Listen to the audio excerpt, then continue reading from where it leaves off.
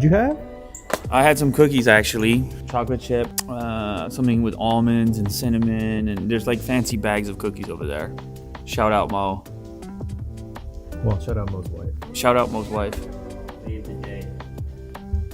The day was made, and then it got even more made because this showed up, and you're like, wait a sec, Lou, I thought you already made a video. Well, I made a video on the Pro model of the new Pixel 6 Pro. We had all kinds of weird shipping stuff going on at the border, and I don't even know which one I like better. I don't even know which one is optimal, Pixel 6 or 6 Pro. Obviously, this is the smaller of the two, but it's got some other specs as well. They sent over their case for it too, although I think we all know which case I'm gonna slap on it, and I already got it over there. The case I'm gonna slap on it. I know what type of case I'm gonna slap on it. Pixel 6 is a bit of a downgrade from the Pro. I mean, that's to be expected, but the form factor might actually be more appealing to some users that don't want a big phone. So this one is gonna be stormy black as well, as opposed to the cloudy white. So that's probably gonna fit into my later case a little nicer as far as the color is concerned as well. Yeah, look at those tones. All right, so what's the difference?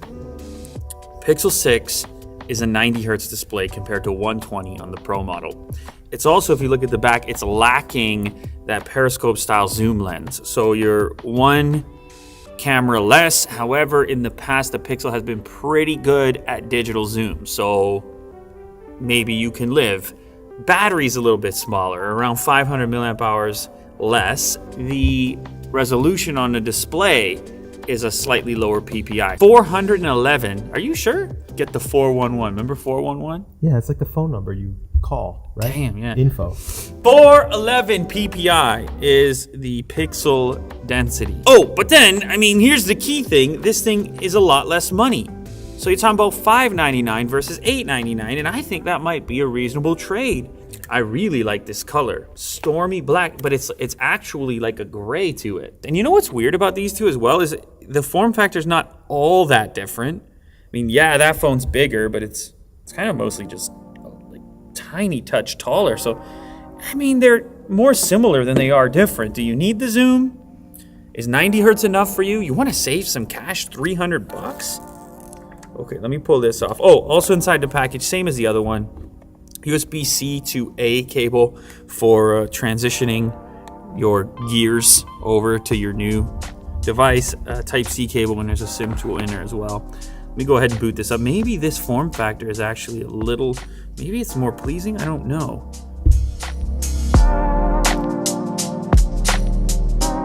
I just registered my fingerprint on the regular Pixel 6, and it reminded me of something I wanted to mention, a little finding I have on the Pixel 6 Pro, well, both of them, is the location of the scanner. It's a little higher than you typically see it. So it could be a little comfier for some people. Just something I thought was worth noting. I have to say, as I'm setting this up, this form factor, it might be a sweet spot. This form factor and price, if you don't need that zoom lens, this might be the way to go. It's a big leap, $599 to $899. Sometimes you just end up feeling like you want to have that top spec, but the chip is the same, performance should be the same. What a comfy place. Let's do some of this. Bang, that's how easy it is. Yeah, I don't know, man. Because I am switching to one of these phones, and I am having a dilemma at the moment. This might be the absolute sweet spot, form factor sweet spot. Am I gonna find myself in a circumstance where I wish I had the extra reach of the zoom? It's quite possible. But just on the day-to-day, this might be the perfect size. And oh, by the way, I should mention this little ridge acts as a shelf to hold the device. You kind of find your index living around there, especially on this size, and you hold up some of the weight right there. It's interesting. You haven't seen it before.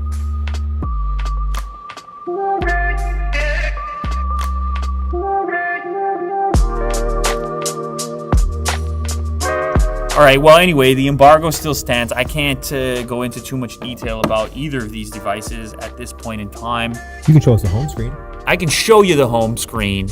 The home screen default is a little bit different as well, the background. Oh, I can also tell you that I like this color better than the cloudy white. Oh, and another physical comparison, the frame.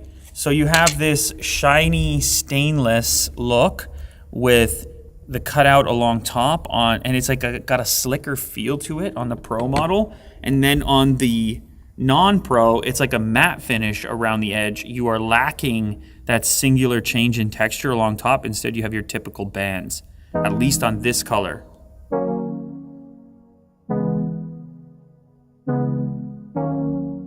Okay, so this is the official case, recycled plastic Pixel 6 case. And this goes well with this color too. It's a little bit more deliberate about the installation here. There's also a two-tone thing going on. Now that I look at it, the forehead is ever so slightly a different color. Anyway, now I have to deliberate further, figure out which one my SIM card is going to go into, and then also run a little comparison because these cameras have really been a benchmark in the past. There's some examples I want to see. Mo has a thing planned. He's going to stack it up against the iPhone 13, run it through a bunch of different camera scenarios, and then I'm going to do the blind test where I'm going to look at the photos and see if I can distinguish which camera took it, whether it was the Pixel 6 Pro or the latest iPhone 13 Pro. It's going to be interesting. It's coming soon on the channel, so make sure to subscribe for that.